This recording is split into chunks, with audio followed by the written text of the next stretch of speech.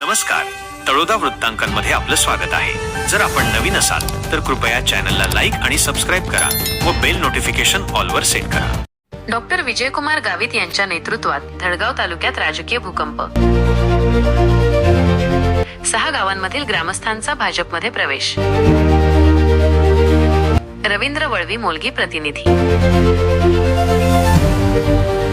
महाराष्ट्राचे माजी आदिवासी विकास मंत्री आणि आमदार डॉक्टर विजयकुमार गावित यांच्या विकास नीतीवर आणि नेतृत्वावर विश्वास ठेवून नंदुरबार जिल्ह्यातील धडगाव तालुक्यात दिनांक 8 रोजी एक महत्त्वपूर्ण राजकीय घडामोड घडली। या अतिदुर्गम भागातील तब्बल 6 गावांमधील ग्रामस्थांनी मोठ्या संख्येने एकत्रितपणे भारतीय जनता पार्टीत भाजप सामूहिक प्रवेश केला। नंदुरबार जिल्ह्याच्या इतिहासात प्रथमच एकाच वेळी एकाहून अधिक संपूर्ण गावाने पक्षप्रवेश केल्याची ही घटना राजकीय वर्तुळात राजकीय भूकंप मानली जात आहे। धडगाव तालुक्यातील बोरी येथे दिनांक 8 जून 2025 रोजी भारतीय जनता पार्टीच्या स्थानिक पदाधिकाऱ्यांनी आयोजित केलेल्या एका कार्यक्रमात हा जम्बो स्वरूपातील पक्षप्रवेश सोहळा पार पडला। विशेष म्हणजे धडगाव तालुका हा काँग्रेसचे विद्यमान खासदार गोवाल पाडवी आणि माजी मंत्री केसी पाडवी यांचे प्रमुख कार्यक्षेत्र आहे। तसेच एकनाथराव शिंदे गटाच्या शिवसेनेचे विद्यमान आमदार आमशा पाडवी यांच्या विधानसभा क्षेत्रातील ही प्रमुख गावे आहेत। या पार्श्वभूमीवर या पक्षप्रवेशाने स्थानिक ग्रामस्थांमध्ये दोन्ही नेतृत्वाबद्दल असलेली नाराजी अधोरेखित झाली असून गावित गटाने आज मोठा राजकीय धक्का दिल्याचा दावा भाजपच्या स्थानिक कार्यकर्त्यांनी केला आहे।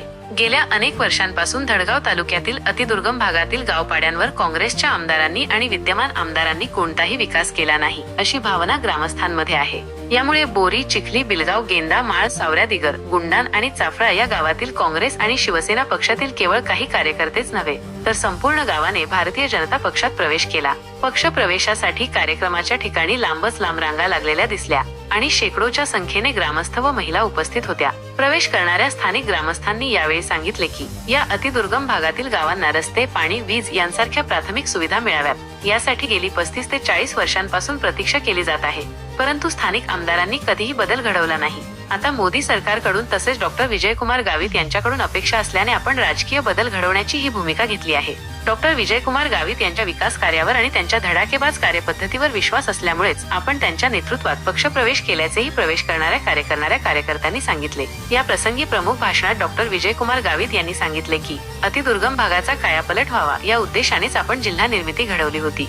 तेव्हापासून आरोग्य, शिक्षण, रस्ते, वीज, पाणी या सर्व सुविधा आदिवासी गावांना मिळवून देण्यासाठी झटत आलो आहोत। अनेक गावपाड्यांचा कायापालट घडवला आहे, तसा या भागाला देखील नक्कीच न्याय मिळवून देईल अशी ग्वाही डॉक्टर विजयकुमार गावित यांनी दिली। धडगाव येथील अतिदुर्गम असे 5-6 खेड्यातील विविध पक्षाच्या लोकांनी आमच्या पक्षामध्ये प्रवेश केला, कारण ते काही मूलभूत गरजा त्या मिळत नव्हत्या आणि म्हणून त्या भाजप पक्ष देईल या हेतूने त्यांनी प्रवेश केला।